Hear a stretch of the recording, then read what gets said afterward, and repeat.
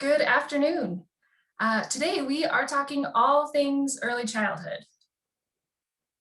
Now, any parent, grandparent, aunt, uncle knows just how fast infants and toddlers change month to month, year to year. But did you know that in the first 3 years, children's brains are developing faster than at any point later in life? In fact, they're developing 1 million new neural connections each second. And what exactly does that mean? Well, neurons, or nerve cells, are part of the brain's basic architecture and need to be able to communicate with one another through these neural connections. So if you think of neurons as telephone poles, you can imagine the neural connections as the wires linking the poles. And every second, as infants and toddlers are taking in the world around them, interacting with their caregivers, they're building another million connections, and another million, and another million, and on and on. In just a moment, I will be joined by our first presenter, Al Race, from the Harvard Center for the Developing Child, who will tell us all about this early development, the science behind the early development, and how it sets the stage for all the growing and development and learning that follows in a child's life. From there, we'll be joined by a few of NCSL's early childhood policy experts, including myself, Jenny Palmer, and my colleagues Melissa Minsick and Patrick Lyons, to discuss the implications of this science and the role of legislatures in supporting children's healthy development and learning in the early years. As you follow along, please be sure to use the Q&A and the chat functions below, and feel free to jump in now if you like by letting us know what state you're from. With that, I will hand things over to Al. Thank you, Jenny, and thanks to all of you who have taken time out of your incredibly busy schedules to join us today in focusing on the needs of young children. It's so important, and I just want to express my appreciation that all of you have joined us to learn more about it, and I hope what you hear can be helpful. Let me start with a confession. I'm not a scientist. I'm not a researcher, but now that I've destroyed my credibility right from the beginning, I will add that for the past 14 plus years, I've worked with some of the leading neuroscientists and developmental psychologists and others to figure out how to translate what it is they know into information that the rest of us can actually use. So what I'm going to share with you today is the culmination of all of that work, where I hope what I'm presenting is some simple ideas that are based on a lot of really complex science. So just as Jenny was talking about the telephone poles and the wires as a metaphor for understanding what's actually going on inside the brain, I'm going to give you a few other metaphors and some hopefully actionable concepts that you can use when you're facing the decisions that you need to make in your work. So hopefully you'll find these scientific concepts to be helpful and actionable as you move forward. So let me start by something that you all know, which is essentially that the policies and systems and programs that you have decision-making and funding authority over actually shape the conditions and experiences that children and families have. And what I'm going to share with you is how those conditions and experiences actually get inside the body and the brain as children are developing. And we've known for a long time how the interaction between caregivers and young children shapes their development. But what we're beginning to understand now is how these conditions and experiences get inside the body and the brain to the molecular level. So we're beginning to understand how these experiences actually interact with the organ systems as they develop in the brain, in the body, and the brain systems that are developing, the neurons, the neural connections, even the genetics that are developing or that are expressed in a child's body. So I'm going to go into that, and hopefully we'll also have a little time for some questions and discussion at the end. So the first concept I want to convey is that brain architecture is built through a process of the development of those neural connections that Jenny talked about. So those connections actually form the structure of what we think of as brain architecture. And like building a house, that architecture can be built on a strong foundation or a weak one, depending on what happens early. And I guess one thing I'll point out about the metaphor of the telephone wires is that, as you can imagine, a million new wires every second would be a lot of wires, and it would be a crazy mess on a telephone pole. So part of development is actually not only the proliferation of all those connections, but it's also the shaping and pruning of those connections so that they can be manageable and efficient. And so our experiences are what actually shape how those connections are made, what parts of the brain they're made in, so that they can develop in a way that supports sturdy brain architecture. So how can we make sure that those connections are the ones that actually build sturdy brain architecture in the areas of the brain that we want it to?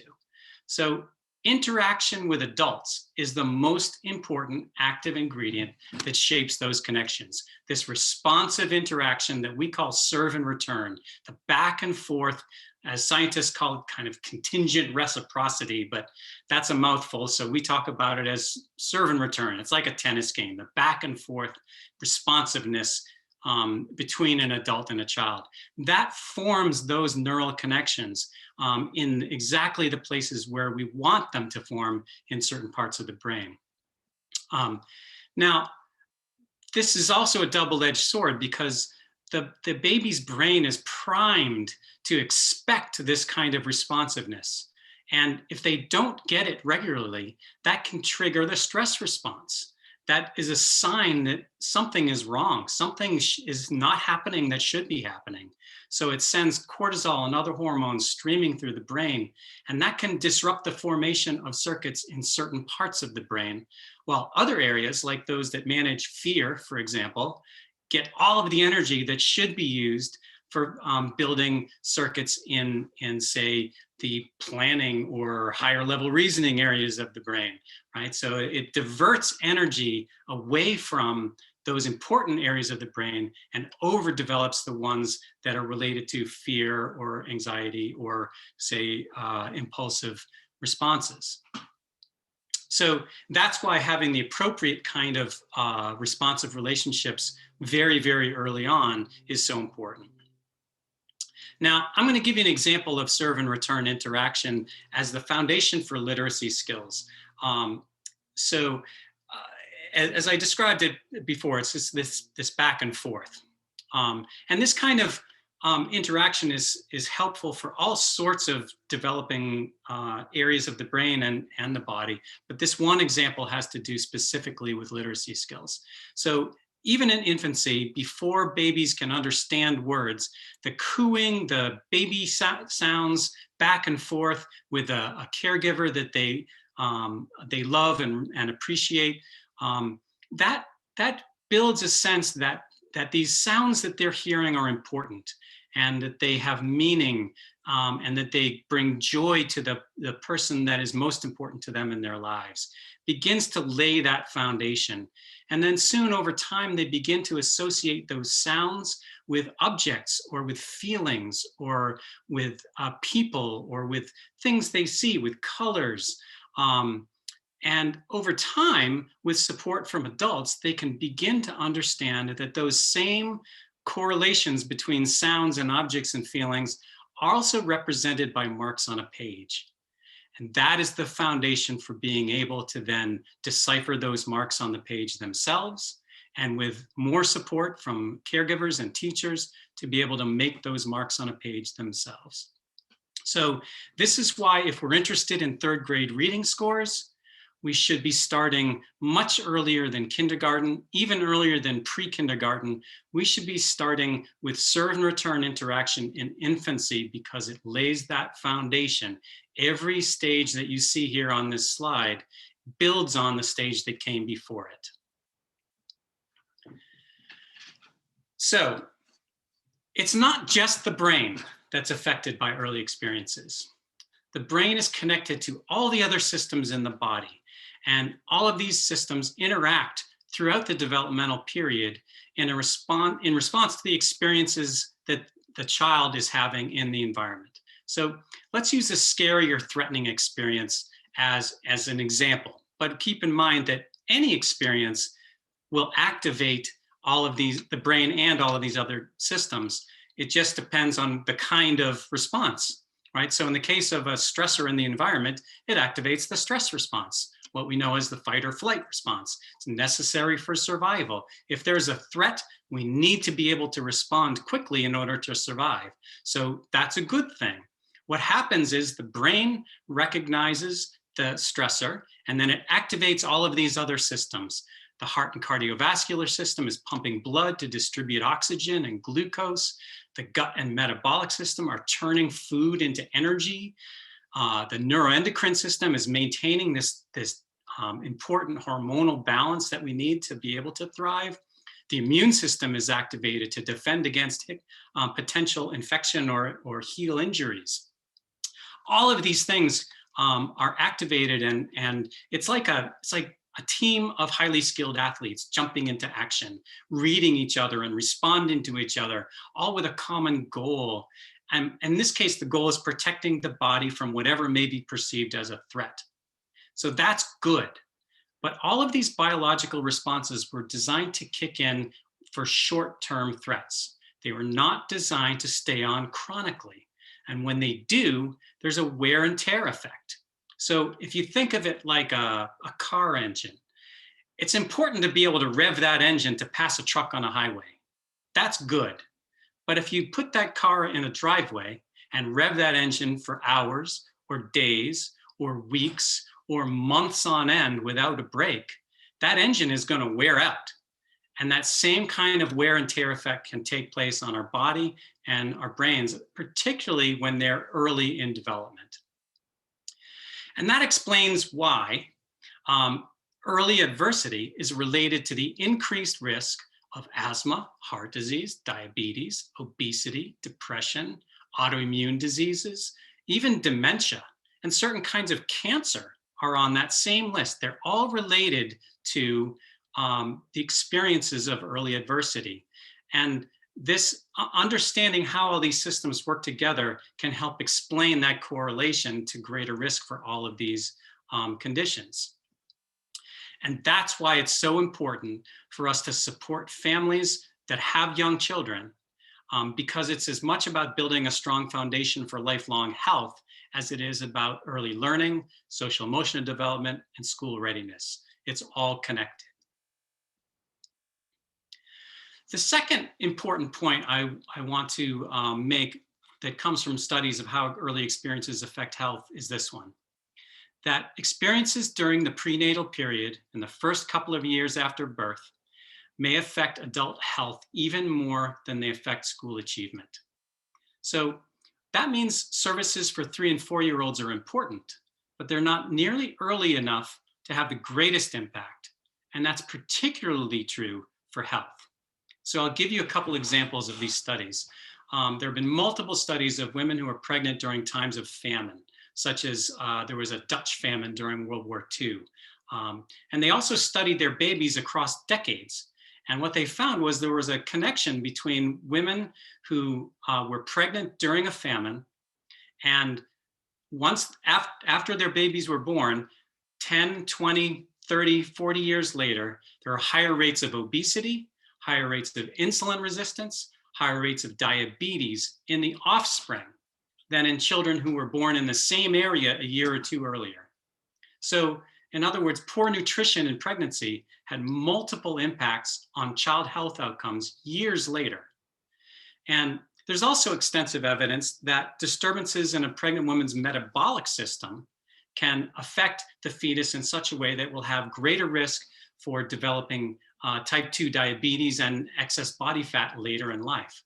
So the science is really honing in, especially in the last 5 to 10 years, on the critical importance of the prenatal period and the first 2 years of life for all aspects of development, because it's all about adapting to the environment. This makes sense, right? So the developing systems in a fetus or in a baby are preparing for life in the environment that they expect to experience. So that may be the right move for survival in the short term, like that car engine that wants to, that car that wants to pass a truck, right? But it can be harmful in the long term.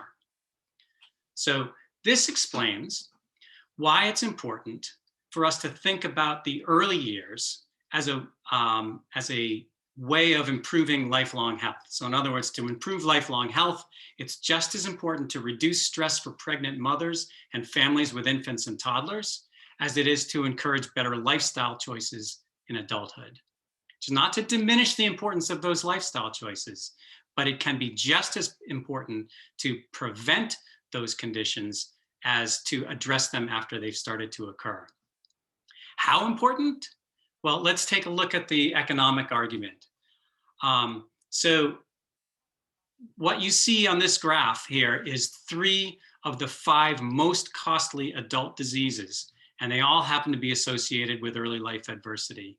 Cardiovascular conditions cost almost, this is the US annual costs, almost $300 billion per year.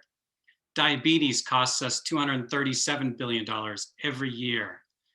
Depression costs us nearly $100 billion every year in direct healthcare costs. This isn't even going into lost productivity or any of those typical ROI numbers. These are the direct expenses in our healthcare system on 3 of the top 5 most costly adult conditions, and they're all related to early life adversity.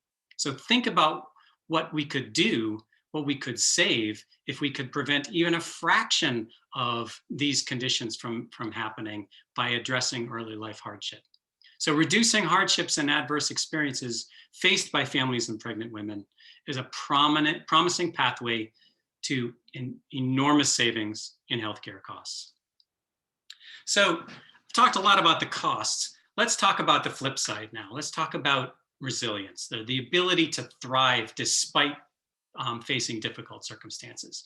This is not a trait you're born with. It can be built over time with the right influences. It's the result of interactions between the genes we're born with and the experiences we have.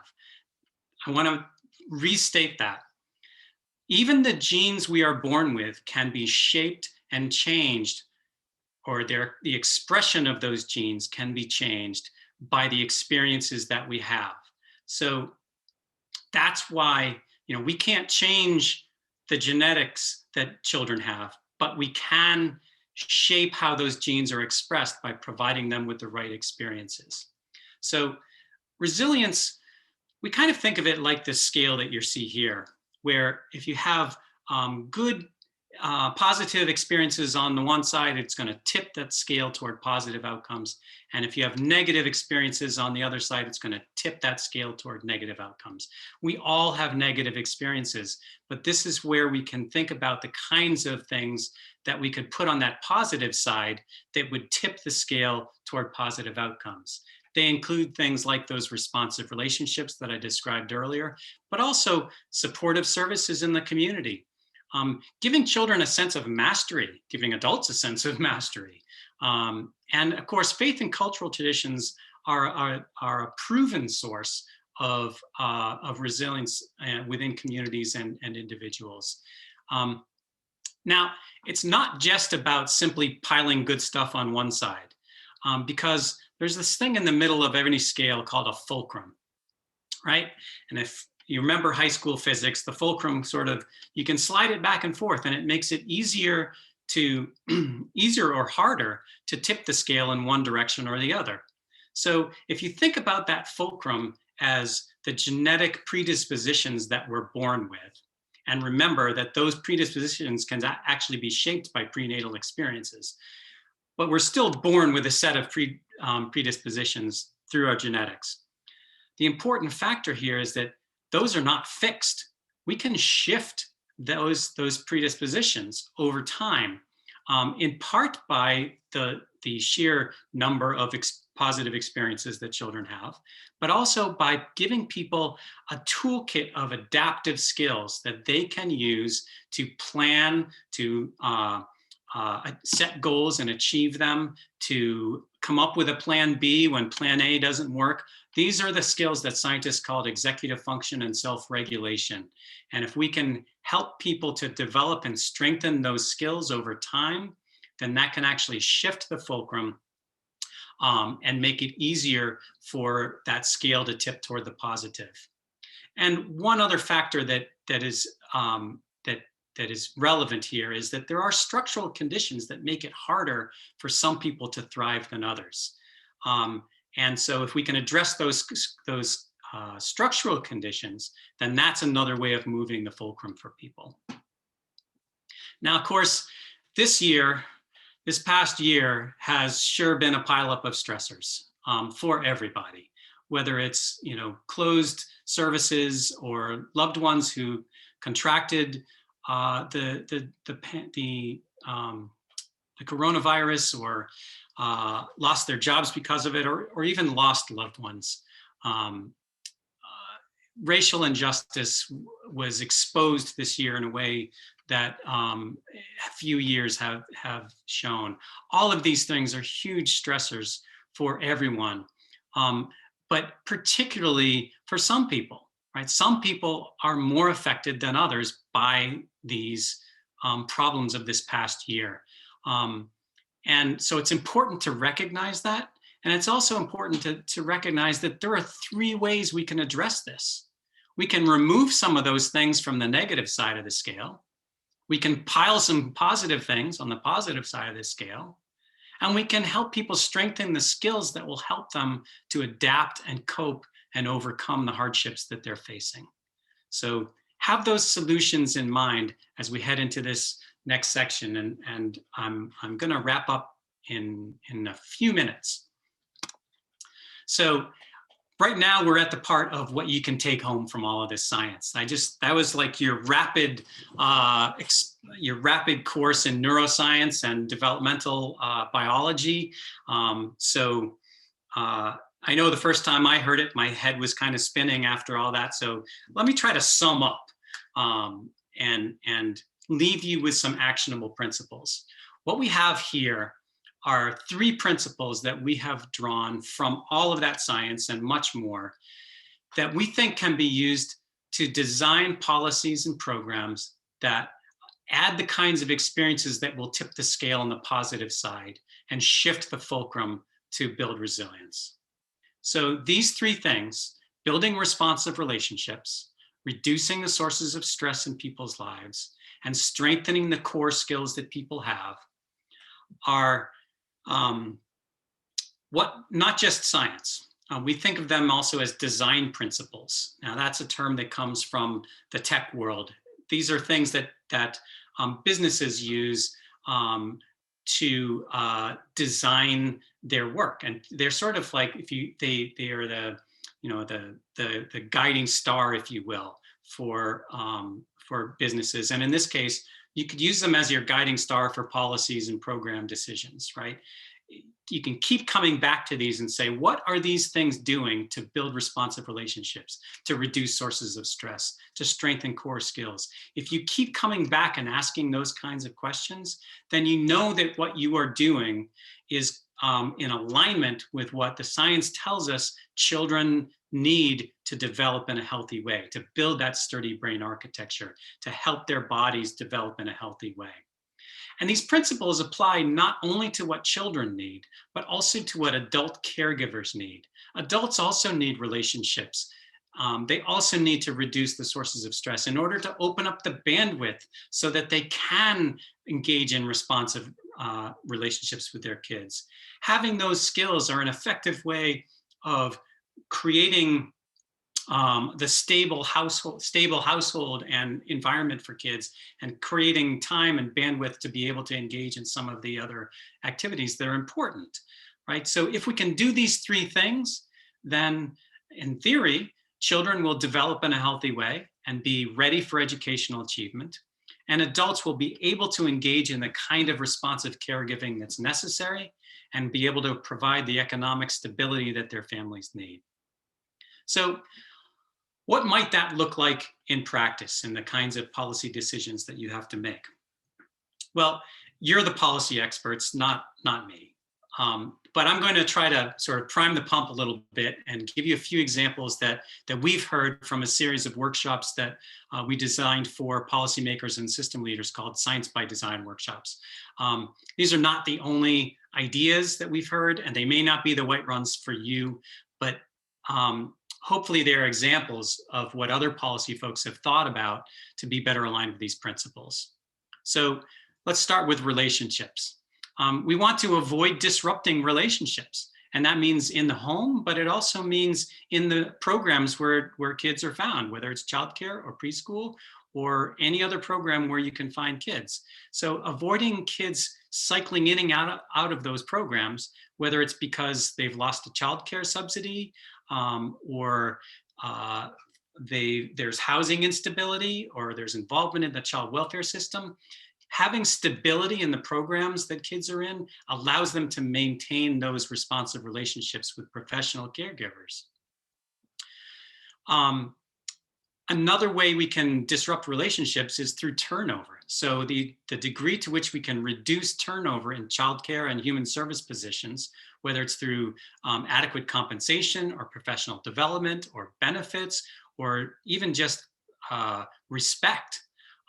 These are things that would keep people on the job and enable them to maintain those responsive relationships with the children in their care. Skills. We can prioritize funding for programs that give the participants the opportunity to practice these skills. So the picture here is from one of my favorite programs. It's called Tools of the Mind, and it's specifically designed for preschool, kindergarten, and even younger kids to practice the foundational skills that lead up to them being able to have strong executive function and self-regulation skills. It's not the only one. There are others. The key is having developmentally appropriate activities that allow kids to practice the foundations of these skills. And if you think about it in education terms, we like to think about the set of skills that children need as a braided rope. And if each strand in that braided rope is strong, then that's going to be a very strong rope. And executive function and self-regulation should be one of the strands, along with literacy and numeracy and science and social emotional skills. All of those things are important. But let's think of this as one of those strands that needs to be included in our educational programs. The inability to provide basic needs for your family is a huge source of stress, particularly when families have lost their incomes and are dealing with multiple stressors in their own lives. So having access to nutritious food, safe shelter, even diapers are huge really important ways in which we can reduce the stresses on families that are suffering or dealing with economic difficulties. So thinking about how we can connect services for these families in order to be able to reduce the barriers to them accessing those supports is going to be key. And then finally, let's not add stress to people's lives through the very services we're providing to help them, right? So eligibility rules, recertification rules, punitive regulations when some people drop out of programs, those are all ways in which we're adding stress. And so the degree to which we can streamline those things is a great way of reducing stress. So as I said, just a few ideas. And I'm going to end here by widening the frame back out to this happy scene in which so many people are supporting healthy child development in a community. But what went into this? What made this happy scene possible? You know, clearly there are obvious programs and policies that relate to childcare and education and enrichment programs, libraries, museums, even social services and health services are all factors that we all immediately think of that support the health of a community.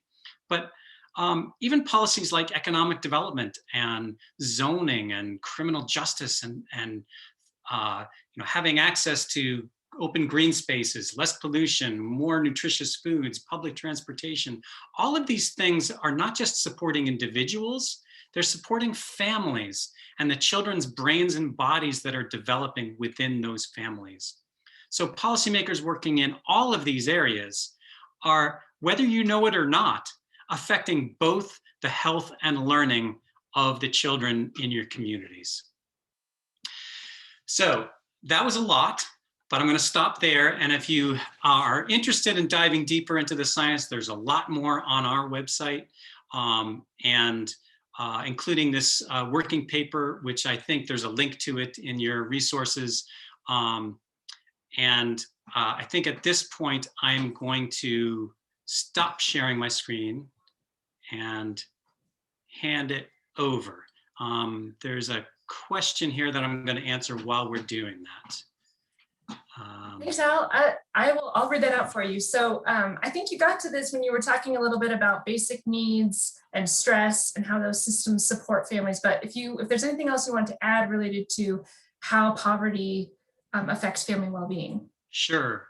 So there's a lot of research on this. And, the first thing I would say is that poverty is not, it's not something you can say universally is detrimental to child development, right? There are families with low incomes, there are families in poverty who are doing an amazing job of battling the odds and providing the kind of support that their children need, and communities that are, and extended families that are pulling together to support the kids that are growing up in those conditions. That said, poverty is usually accompanied by a constellation of other stressors. So the lack of income itself is a stressor, no question about it. People can overcome a single stressor in many cases, but it's also important to remember that everybody's different, right? As I was saying before about, the interaction between our genes and experiences, that explains why, as anyone who has more than one kid knows, each kid is different, right? And how they respond to stress, how they respond to intervention. And the same, I think, is true in poverty. Each family is different. So it's not a death sentence if poverty is a condition, but it is accompanied by a lot of other things like housing insecurity, food insecurity. Oftentimes you can find if there's mixed in with that mental health issues or substance abuse issues, all of those things compound the situation. And it's really about the pileup of stressors. Most people are pretty resilient overall. But if there's a pileup of stressors like that, there are things that none of us would be able to withstand. Well, thanks, Al. You touched on a lot of different policy areas, and we're going to have a chance to get back in touch with you, ask some more questions. For now, I will hand things over to Melissa.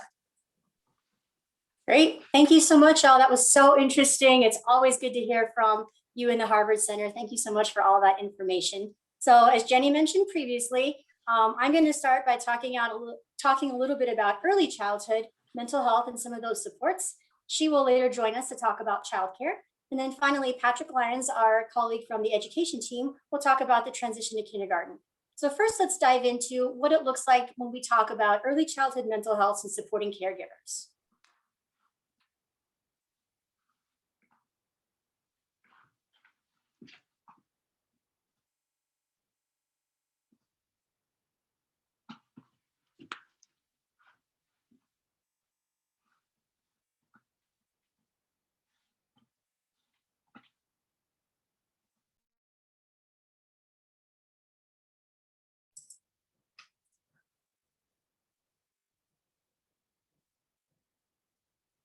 Melissa, you are on mute. You might need to back up a little bit.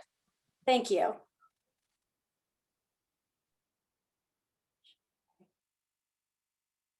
Okay, I'm going to start out by talking a little bit about early childhood and what some of those mental health and supports look like for caregivers. Jenny will join us later to talk about childcare and some supports for parents and caregivers. And finally, Patrick's going to bring us home with the transition to kindergarten and what that looks like and some policy implications for that. So first, let's talk about early childhood. mental health supports, and supporting caregivers. So as Al mentioned in his presentation just a couple minutes ago, 2020 was filled with a pile-up of stressors, not just one, but unfortunately, in some cases, multiple stressors for families with young children.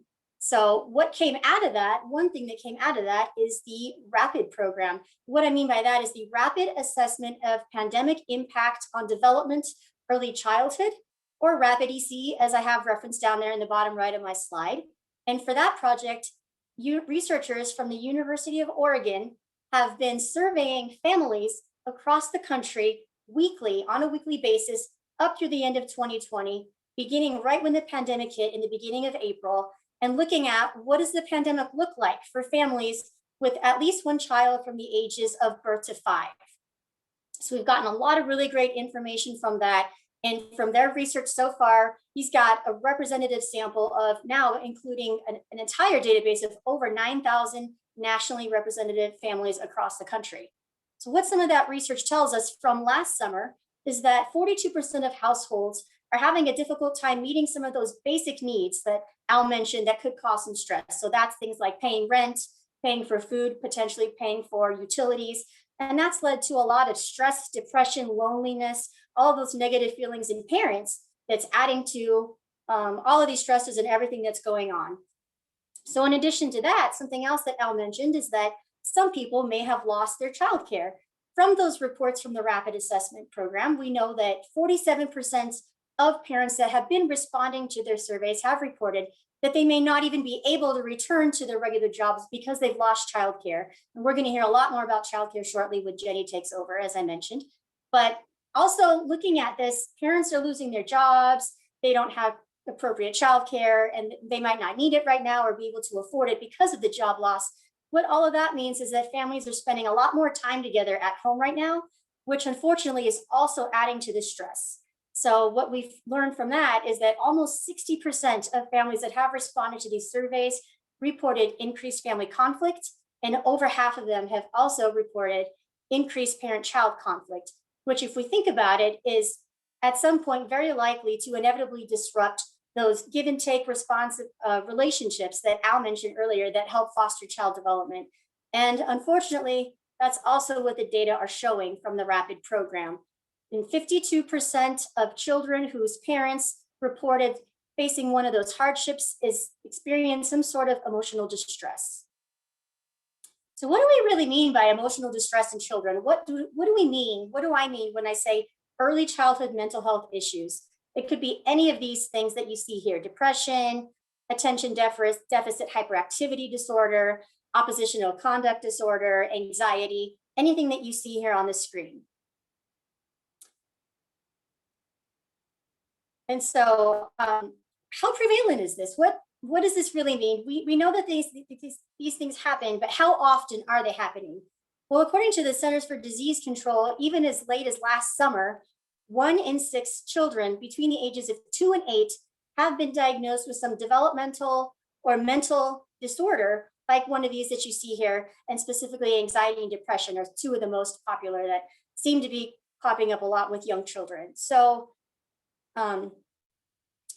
what does that mean This is really, really stressful for young children. And if we think about some of those numbers, 1 in 6, we're talking about nearly 17% of America's children that are facing some sort of toxic stress, just like Al was mentioning, that could be affecting all these different areas of development for children in a very early age and could potentially affect them later on in life. So again, looking towards a little bit further, what does this mean for early childhood now? If they're going to childcare services, if they're going to some sort of preschool or pre-kindergarten classroom, what does this look like for those teachers as well? It's a lot of stress for the parents, but it's also stressful for the teachers who may not always have the proper training and skills that they need in order to address these behaviors in children. So unfortunately, what that means is it ends up coming up with a lot of suspensions and expulsions at early ages. So I'd like for you to just take a minute here and take a guess at what you think the response to this question is. Please share your response either by writing A, B, or C, or writing out the response in the chat and finish this sentence. Compared to K-12 students, children in childcare and preschool are expelled hardly ever, at about the same rate, or 3 times as often? What are we thinking? How often do you think those young children are being expelled compared to K-12 students? Okay. Well, you might have stumped them, Melissa. That's quite all right. That's a hard one. And if you happen to guess C, you are correct. Children in childcare and preschool are expelled at 3 times the rate of K-12 students. So that's a lot. That's a big number. And it's also really significant to recognize that that's a factor that we should be concerned with, because we know that children who are expelled in these early ages when they go to school are also more likely to be suspended or expelled. They're more likely to be held back a grade in school. They're more likely to drop out of high school. And even later in life, they're more likely to face incarceration. Secondly, we know that, as Al mentioned before as well, some of these issues that we're talking about are impacting specific groups a little more heavily than others. And that's also the case here. So unfortunately, although only 19% of preschoolers are Black, they account for 47% of preschool suspensions, and boys account for 75% of preschool expulsions. So just a couple numbers that I found surprising myself, even though I am familiar with a lot of this research, and hopefully are useful to you. So now I'd like to talk a little bit about a couple of really culturally responsive programs that are hoping to try to prevent some of these outcomes from happening for our children and families. First of which is home visiting. Home visiting is a voluntary prevention strategy that links pregnant women and new parents with highly trained professionals, most often nurses and social workers, as determined by evidence-based models, to promote proper prenatal care, to promote positive parent-child attachment and later relationships, and to promote child development and school readiness throughout early childhood. What we know from these programs is that they've been shown to have positive outcomes for not only children, but also parents, in the forms of healthier births and children's health overall, greater school readiness, more positive parenting skills, and also a reduction in abuse and neglect. And these findings are particularly salient if we're talking about teen or single parents, young mothers facing depression, or also families with limited financial and social supports.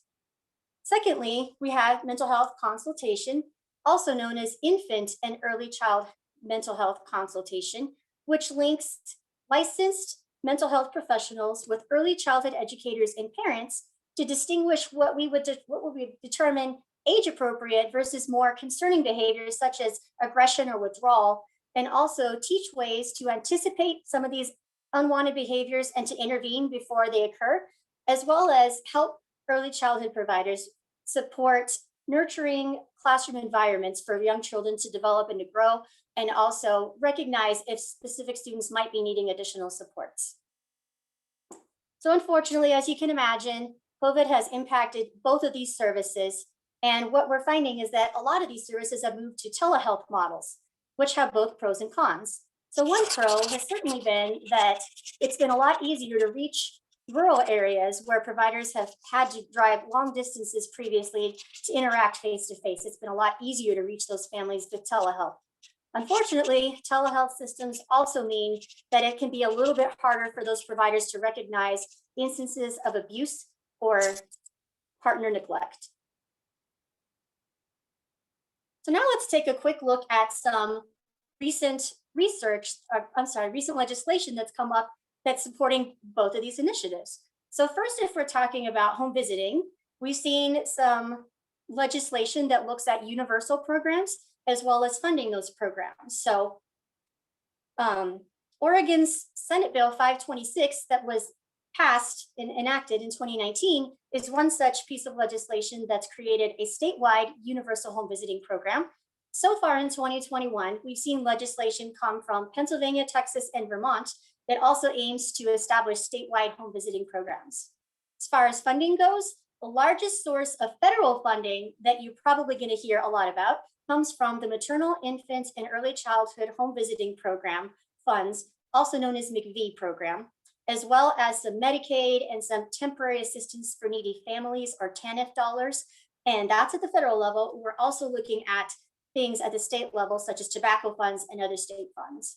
So right now, McV is funded for $400 million per year through fiscal year 2022 at the federal level. And also so far introduced this year in New Jersey and Tennessee, we see some funding coming through for home visiting programs through Medicaid coverage for certain programs, and also some surplus TANF dollars. We're talking about early childhood mental health. We've seen some trends in legislation recently that look at limiting some of those practices that I mentioned earlier that can cause later negative effects for children and their families, as well as supporting the development of more of these consultation programs for states to provide early childhood caregivers and teachers the skills that they need. So Colorado, Arizona, and Minnesota have all passed legislation to either limit or prohibit the use of suspensions and expulsions with preschool children, all in the early grades ranging from preschool up to about the 2nd grade. And we also see some legislation coming through that Colorado passed last year to create a statewide mental health consultation program. So far in the 2021 session, Arizona and Illinois have also introduced legislation that would not only establish statewide mental health consultation supports, but also fund those supports through 2026 in Arizona's case, and then also increasing funding for things that are already happening in Illinois.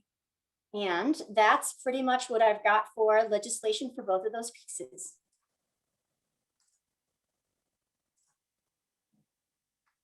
Excellent. Thanks, Melissa. I was interested in hearing about those recent bills around suspension and expulsion. I'm curious how it looks nationwide. Do you know how many states currently limit or prohibit suspension and expulsion for preschoolers? Yeah, that's a great question. We see these things that have been coming up recently, but what we also know is that Washington, D.C. and at least 16 other states have laws that have been enacted to limit suspensions and expulsions. And those include anywhere from preschool to the early grades up to about 2nd grade as well. So thank you, Jenny. That was a really good question. I'm sure other people were probably thinking the same thing. So I'm glad that you thought to ask that. And so with that, thank you so much for spending those few minutes with me to talk about early childhood supports. I'm going to hand things over to Jenny now to talk about high quality early learning environments and supporting providers as well as parents. Jenny, the floor is yours. Excellent. Thank you. Well, let's, as we turn our attention to childcare, I'm going to throw a few more numbers at you. So I invite you to take just a second or two, think about one of these numbers, pick one, and guess what it might represent in relation to childcare. Feel free to put your guesses in the chat box. I'll give you just a minute.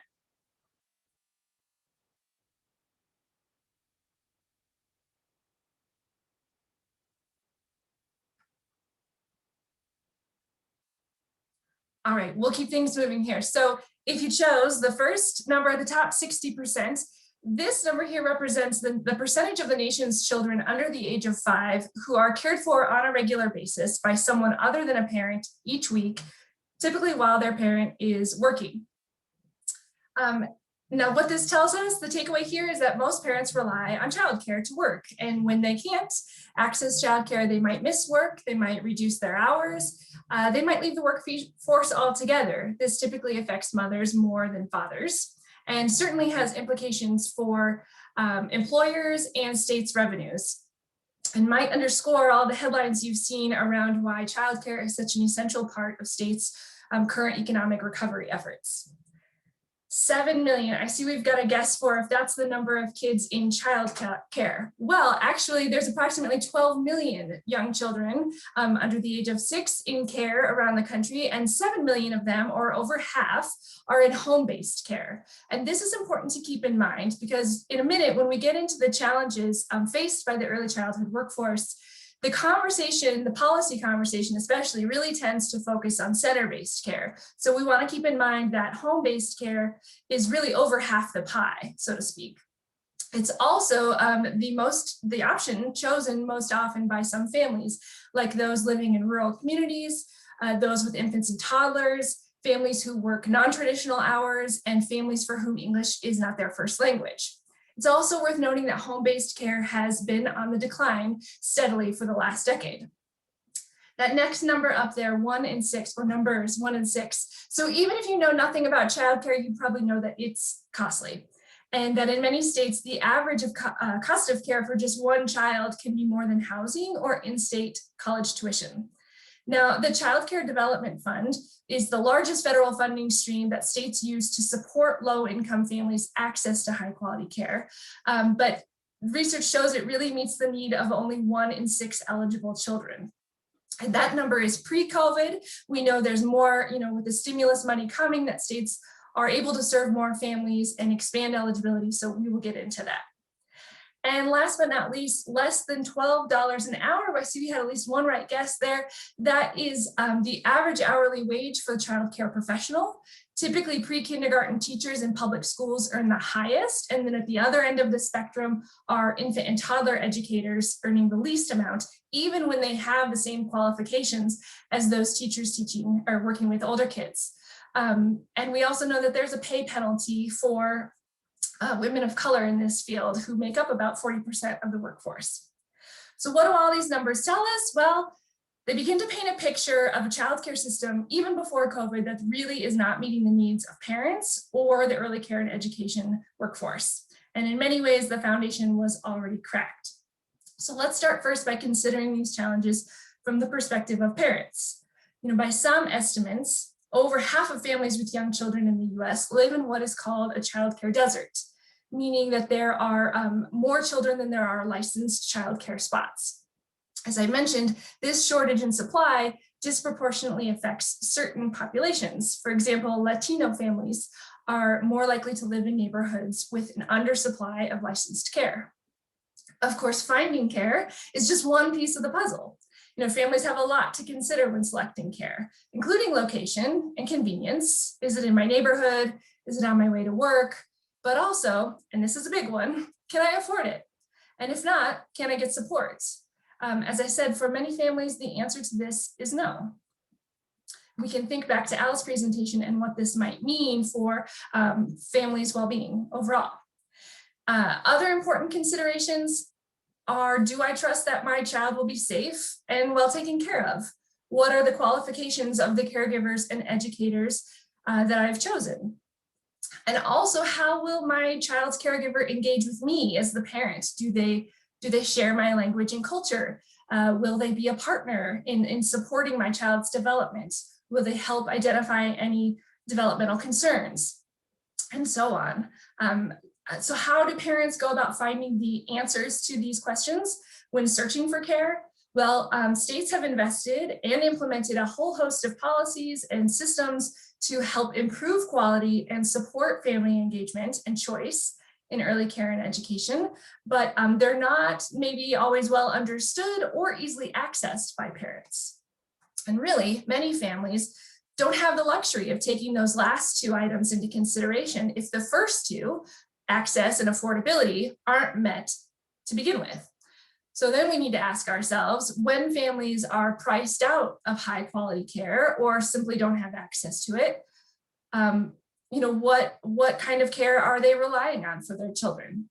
What are the relationships like with the caregivers in those settings? And based on what we learned from Al, what are the implications potentially for the long-term development and school readiness? Shifting gears a little bit to the perspective of the early care and education workforce. So I had the opportunity in the last year to speak with the director of a preschool here in Colorado about how COVID had affected their school. And she said, quote, "The biggest challenge is finding qualified early childhood teachers that meet the qualifications for licensing. It was a challenge before this, and now it's nearly impossible." Now, I mentioned the low wages of the field earlier. One way policymakers have approached remedying this is by trying to professionalize the field, by investing in scholarships and trainings. But what the workforce has said in response, and research has supported, is that if those additional credits and credentials do not translate into meaningful wage increases, we will continue to see the high turnover, which in pre-COVID times was between 1/3 and 1/2 of the workforce leaving their jobs every year. Now think back to what Al said about how that affects relationships with children that are in their care. Now, in COVID times, the preschool director shared with me, and many early care professionals feel that the low wages are especially insufficient given the risk they're taking to their own health. It's worth mentioning that many of these professionals are older, making them higher risk and maybe without health insurance or paid sick leave. On top of that, surveys show that nearly all childcare businesses across the country are experiencing drops in enrollment due to COVID. Parents are keeping their kids home. Maybe they're not comfortable. Maybe they've lost their own work, so they can't afford care anymore. This, of course, already affects the already razor-thin margins that childcare business owners are working with. In addition to experiencing higher costs related to PPE, health and safety equipment, potentially reducing class sizes in order to implement social distancing requirements. So all of those challenges on top of their already very demanding and challenging work, it's not hard to understand why around 18 to 20% of all childcare businesses nationwide have closed permanently in the last year. So these issues are likely to be the topic or the focus of the conversations in your legislative chambers this year. Top among those items is definitely the extra funding that states are receiving through the Child Care Development Block Grant. This is funded by CCDF, the Child Care Development Fund I talked about a moment ago. States received $3.5 billion last March and an additional $10 billion in December to expand eligibility, serve more families, maybe cover co-payments, cover the cost of childcare for essential workers, and also directly support childcare professionals by covering the cost of PPE, giving them funds to help recruit and train staff, cover business costs, pay providers based on enrollment versus attendance, because as we know, attendance has dropped. So I also just want to point out there's two other funding streams listed here. Those both allow for expenditures in early learning as well. And you might also hear a little bit about CCDF renewal plans in your legislative chambers. These are done every 3 years. They're currently underway. They're due in July. States are required to hold public hearings on these. And the big question here is really, will all of the changes and flexibilities that states have adapted for COVID, will they stick post-COVID? We shall see. A few other innovations that we're tracking this year. Several states are taking initial steps with studies to try to understand the full impact of COVID on childcare in their states. Others are seeing this really as an opportunity to not just rebuild, but reimagine childcare, including states like Illinois, New Jersey, Massachusetts, Vermont, where lawmakers are considering efforts to make childcare universal. Maybe in Washington, for example, it might not be universal, but they're actually really doubling down on their investment in childcare and using this moment to significantly expand access. States are looking at building back equitably, focusing on populations who have been disproportionately undersupplied. And another theme is really around this infrastructure, sort of is supporting the workforce, the growth of the workforce, funds for building and expanding facilities, and even bringing all childcare programs and other early childhood systems under one roof so that families are better served. You can learn all about these bills, these types of bills and more in our early care and education legislative database, which is linked to at the bottom. I realize I'm taking up too much time, so I'm going to move on and hand things over to Patrick. Great, thank you, Jenny. As Jenny mentioned, I'm on the education team here at NCSL, where I focus on preschool to third grade policy. One of the things that we are really trying to drive home today is that early childhood policy covers a continuum of development, where what happens previously has significant impact on the next stages and eventually lifelong academic success. Now, given this continuum of development, it is essential that transitions from the different phases occur smoothly and that steps are not skipped. So today I'm going to talk about that critical transition from pre-K programs to the K-12 system, the impact that the pandemic has had on those transitions, and how legislatures across the country are acting to respond to these challenges. But first, we wanted to provide you just one more opportunity to participate in our conversation here today. So we were going to have a really quick true or false quiz. Feel free to type your answers into the chat or think them in your head. We're going to move through this pretty quickly to make sure we get out on time. So true or false, mandatory pre-K programs are standard in international education systems. Give you a second, and that is actually false. There are no mandatory pre-K programs in the world yet, and we will talk about that a little more later. Next question, true or false? The pandemic, prior to the pandemic, 1/3 of US children did not attend any formal pre-K program prior to kindergarten. What do you think? That is actually true. 1/3 of children do not attend any formal pre-K, with the rest of the children split about evenly. 1/3 will attend a state-funded pre-K program, and the other third are in local or private settings.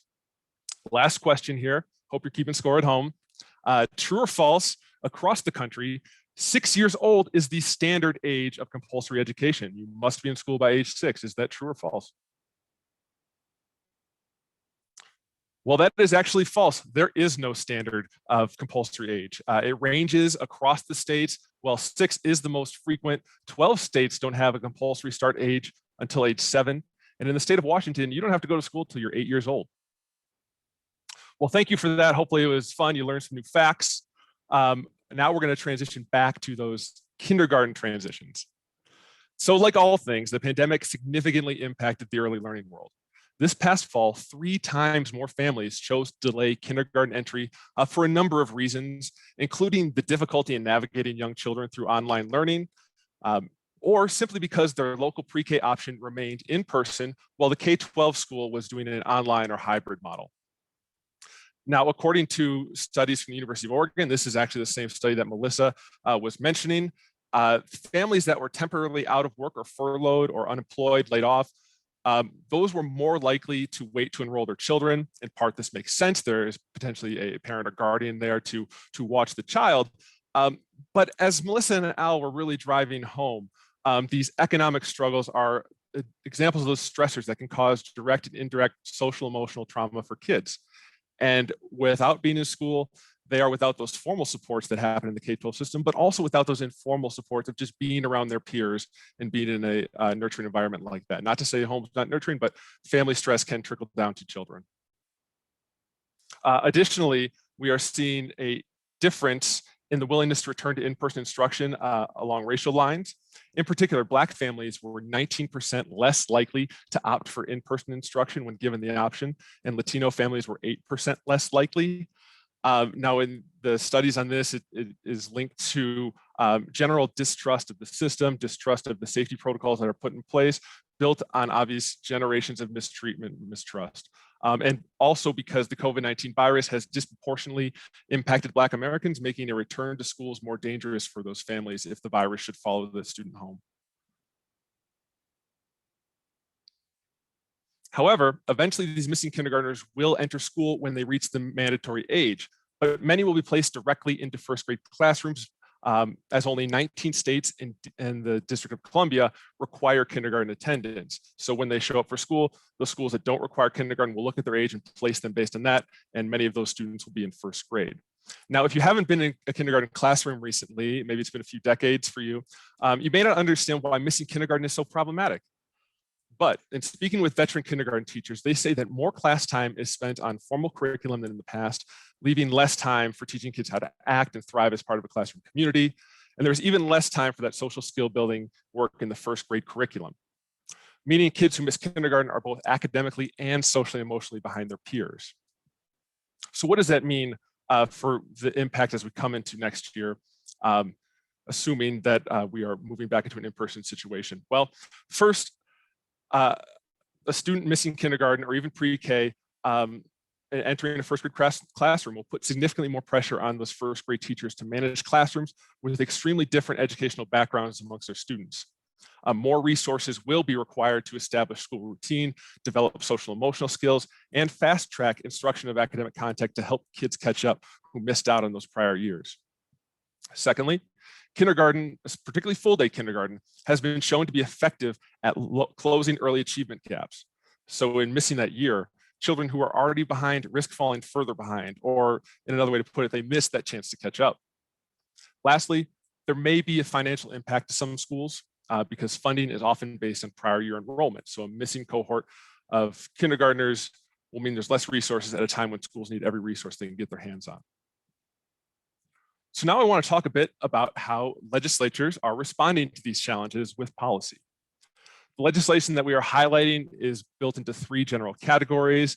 But it is not an exhaustive list. Check out our bill tracking resource that Jennifer mentioned for all our legislation related to early learning. But today we're going to talk about bills related to age and compulsory education, literacy assessments, and learning loss resources. So as I mentioned earlier, the compulsory age of education and mandatory kindergarten vary across the country. However, 2 states are looking to change their laws. In Alabama, this House bill would change the compulsory age of education to 5 years old, down from 6, and make kindergarten a requirement. Now, Georgia lawmakers are going a little bit further with this bill. This bill would make both pre-K and kindergarten mandatory and drop the compulsory age of education to 4 years old. As I mentioned before, we have not found any mandatory pre-K programs in the world, so this would be the first effort at that. However, it is important to know that Georgia is a little further along in this process. They already have universal pre-K available to every 4-year-old in the state. It is just an opt-in. This bill would change it to a requirement. Again, this is still something legislators deciding, has not been determined yet, but we thought it was interesting to share with you. So moving on. The need for formal assessments during the pandemic has been a major discussion, and it continues to be one. I remember earlier in the presentation, Al mentioned those literacy assessments that are going on and how many states have put it into place that if you do not pass a 3rd grade reading assessment, you are retained for a year and instead of being promoted to 4th grade.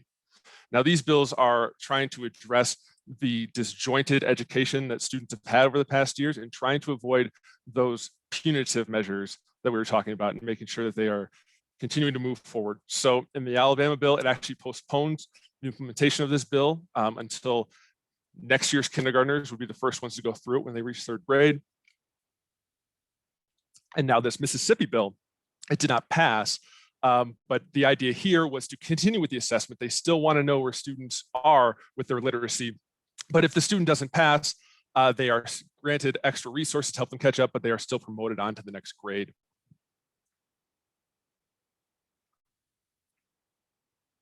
So now I want to talk a little bit about this learning loss remediation and student acceleration program in Tennessee.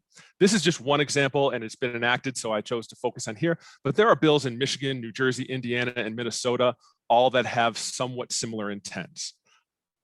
Basically understanding that in the past year, education has looked different for many students and they're all in different places. How do we help them all catch up and move forward? So at a high level, this bill requires that the Department of Education and local education agencies implement a program of after-school and summer programs to help kids catch up. They also are developing new assessment programs that are supposedly going to be used as benchmarks at the start and end of these programs to track learning loss and then eventually recovery from learning loss. And they are also starting a tutoring corps, a statewide tutoring corps effort. And I'll talk more about all these things as we go on. So I'm going to go really quick through these learning loss programs. These are examples of what some states are funding for their local schools. In these programs, the students in every program are fed either a lunch or snack, depending on the time frame. And these camps are all taught by licensed Tennessee teachers. Unless there is not enough teachers, then they will go to those tutoring corps members that I'll talk about in a little bit. But the Bridge and Summer Camp 4 or 6 week programs, 4 hours of instruction every day, 5 days a week. And the mini camps, those happen during the school year. They're after school and they're focused on STEM. So those science, technology, engineering, the arts, and mathematics, at least 4 days a week and at least 1 hour a day. Next is the innovative benchmark assessment. It is incorporating a universal math screener, a universal reading screener, as well as some other benchmarks that I think they're still in the process of developing. But the idea is to give teachers an easy to use tool that they can use on their own, but that they are also required to use as part of those camps that I laid out earlier.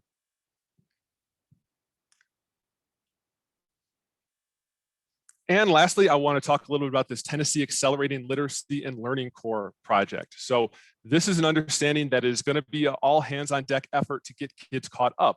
And so what they want to do is they want to recruit a statewide initiative of high quality tutors. So in that, they will provide training, certification, and ongoing professional development for these tutors, as well as developing materials for them to bring with students to the sessions to help them learn and stay on the curriculum. There is also an additional grant program that will be made available to the schools of highest need so that they can afford to recruit and train additional tutoring members as needed. So that concludes our brief look at the world of early learning and how the pandemic has altered many students transferred to the K-12 system. If you have any follow-up questions, anything related to pre-K to third grade, please reach out. With that, I'm going to send it back to Jenny. Thanks, Patrick. We've got a few minutes left. I want to make sure we get everybody's questions answered. We did have one come in asking if Al might speak a little bit more about resilience and why some people seemingly are more resilient than others. You're muted now. There you go. Sorry about that. Great question. Happy to talk about that. Yeah, it's important to think about resilience as something that is built over time, and that it's a perfect representation of how the fact that everyone is different. And researchers talk about they sometimes talk about categories of kids as falling under the orchid category or the dandelion category. And there are some weaknesses with that metaphor, but I think it's helpful in thinking about the fact that some kids seem to be able to thrive just about anywhere you plant them, and other kids need more special treatment to be able to thrive. And it's interesting that the kids who fall into that latter category are the ones who will do the worst under bad conditions, but who will also thrive the most under good conditions. So they're just more sensitive to the environment around them. And that comes from those genetic predispositions, which, as I said, are affected by prenatal experiences, but there's still a set of predispositions that you're born with. And so, people know some kids are more anxious than others or have a different temperament than others. Those things are part of your genetic predispositions. But with the right experiences, we can shift them. So a child might be born with, say, a predisposition to asthma, but if we give them the right conditions and environments, they're not going to get asthma. And the same goes for anxiety. If a child is surrounded by conditions that would exacerbate their anxiety predisposition, then the child that has that predisposition will become more anxious and fearful than the child that doesn't have that predisposition. But both will be affected by the environment. It's just the environment affects them in different ways. Wow, well, a lot to consider when we are thinking about how to best support families and young children. We threw a lot of policies at you all. Thank you for hanging in with us. I don't see any other questions right now. I just want to ask that, before you log off, you take a moment to answer just one poll question below the video player. You'll see it's labeled as session evaluation. The results are anonymous. It will help us plan future programming. These here, what we've got on your screen are what we believe are the takeaways from this session, but it's not exhaustive. So if there's anything you wouldn't mind sharing, leaving us with a closing word about some of your takeaways, anything that surprised you from what you heard today, or alternatively, how you envision using the information that you've learned today to inform your work, any immediate next steps that you plan to take, we would love to hear from you. You are welcome to reach out to any of us at any time. We are here for you. There's some resources. There's so much more to all of this. I know we really dumped a lot on you, but we hope that it was helpful to inform your work. And we thank you so much for spending the afternoon with us. Have a great weekend, everyone.